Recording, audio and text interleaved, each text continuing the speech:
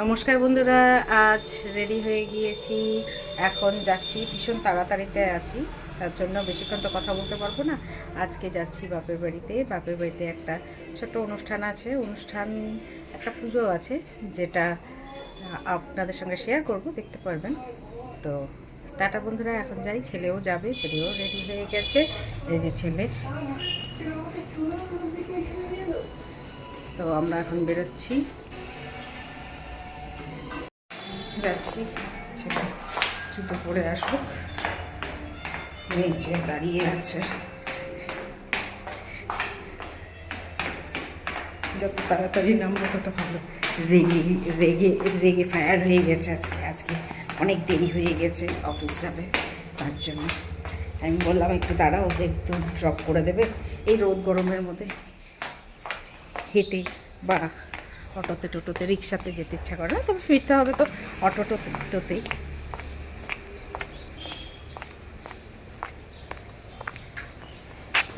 তাড়াতাড়ি আসো।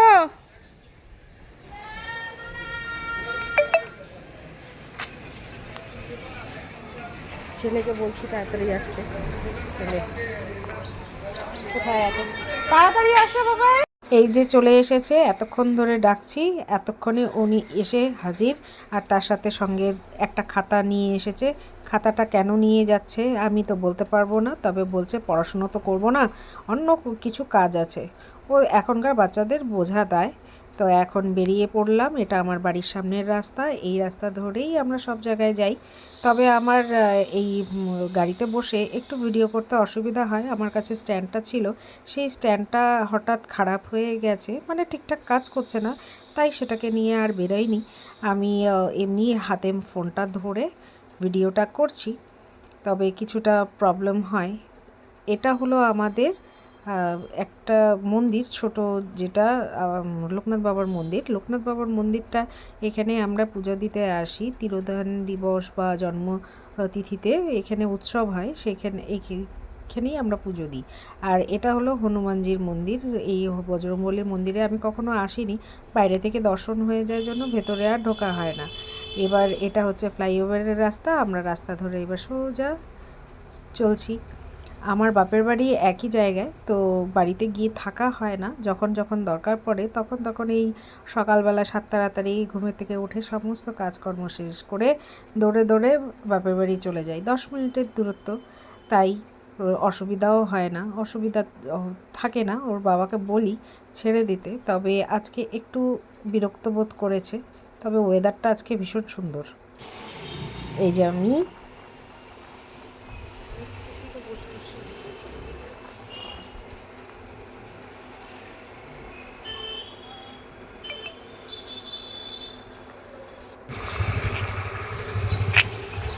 চলে এসেছি।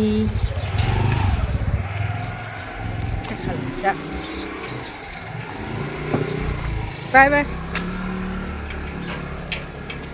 আজ লেট হয়ে গেছে, ভীষণ রাগ, মানে মাথা গরম হয়ে গেছে। বুঝলি তো, প্রাইভেট কোম্পানির কাজ তো, যখন যেদিন লেট হয়ে যায়, 10 মিনিট লেট হয়ে যায়, সেদিনই মাথা গরম থাকে, সারাদিন আর কথা বলে না। মানে এমনি আমার হাজব্যান্ডের কখনো চিৎকার চেঁচামেচি করার অভ্যাস নেই, তো একদম চুপ থাকবে সারাদিন আছে। তো বাড়ি চলে এলাম, এবার চলে এসেছেন ওনারা, সন্ন্যাসীরা যারা এই পাট ঠাকুরের পূজা করেন। এটা পাট ঠাকুর বলি আমরা, কারণ শিব ঠাকুর আর হচ্ছে গণেশ পার্বতী সব তার পরিবার সহ এই একটা পাটের উপরে বসে থাকে। পাট মানে এটাকে এখানে একটা কাঠ দ্বারা এটা বানানো হয়, যেটা একচালা কাঠের উপরেই তৈরি। আর এদের এই 1 মাস যাবৎ পুরো এরা একদম নিরামিষ থাকেন, মানে নিরামিষ খাওয়া দাওয়া করেন। আর এই ঠাকুর যারা ঘরে তোলে তাদেরও মোটামুটি নিরামিষ খেতে হয়, তবে আমরা এমনি তো পুজো দিই, তার জন্য আমরা আর পুরোপুরি নিরামিষ খাই না। আমাদের ওই নীল পুজোর দিন নিরামিষ, আগের দিন নিরামিষ, এই পারপাসেই হয়। আর এটা অবিভক্ত বাংলার একটা অনেক পুরনো একটি পূজা, যেটা আগে চড়ক পুজো নামে বা এখনও এটা চড়ক পুজো নামেই সবার কাছে পরিচিত।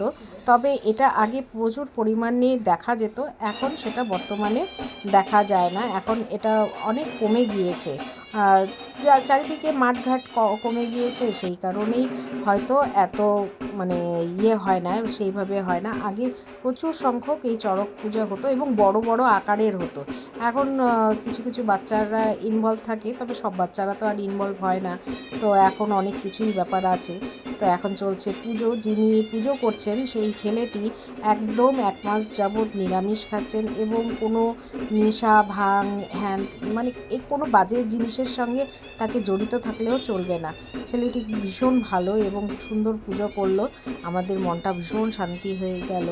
আর আমার মা এই পুজো অনেক বছর থেকে দিয়ে আসছেন, তো ওনাদের একটু ফলাহারের ব্যবস্থা করা হয়েছিল পুজোর পরে, ওনারা একটু ফলাহার করছেন। আর ওনারা তো সবাই পরিচিত, তো ওনারা হাতে হাতে আমাদের সঙ্গে হেল্প করে নেন, কারণ এতজন আসে, মোটামুটি তো 50 জনের মতন আছেই। তো এখানে আর একটু ওরা নাচ টাচ করবে, কারণ গান করা উচিত। তবে এটা আরও বড় আকৃতির হয়, তবে এই বছর আর সেরকমভাবে বড় আকৃতি করা হয়নি না, আরও প্রচুর লোকজন আসে। তো যাওয়ার আগে ওনারা মাকে নেমন্তন্ন করে গেলেন। নেমন্তন্নটা ছিল যে আগামী নীল পুজো বলে চড়ক পুজোর দিন যেতে, মৎস্যমুখীর দিন যেতে, মৎস্যমুখ যেদিন ওনাদের হয়। থাকলে কি যেতে পারবে না, যদি হয় একটু প্রসাদ কাউকে দিয়ে পাঠাই দিয়ে ছোট মেয়ে যায়, যদি সে তো পড়াশোনা এখন এরও ছেলের ওই সোমবার ঠিক আছে, এখন আর দিন নিয়ে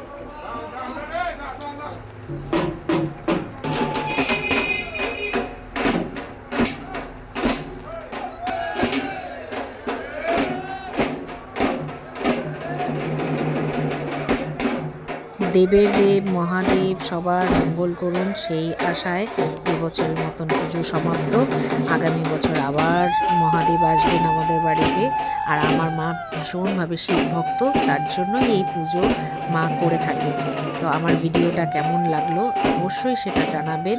সবাই সাবস্ক্রাইব করে আমার একটু লাইক দিয়ে যদি পাশে থাকেন তাহলে উপকৃত হব।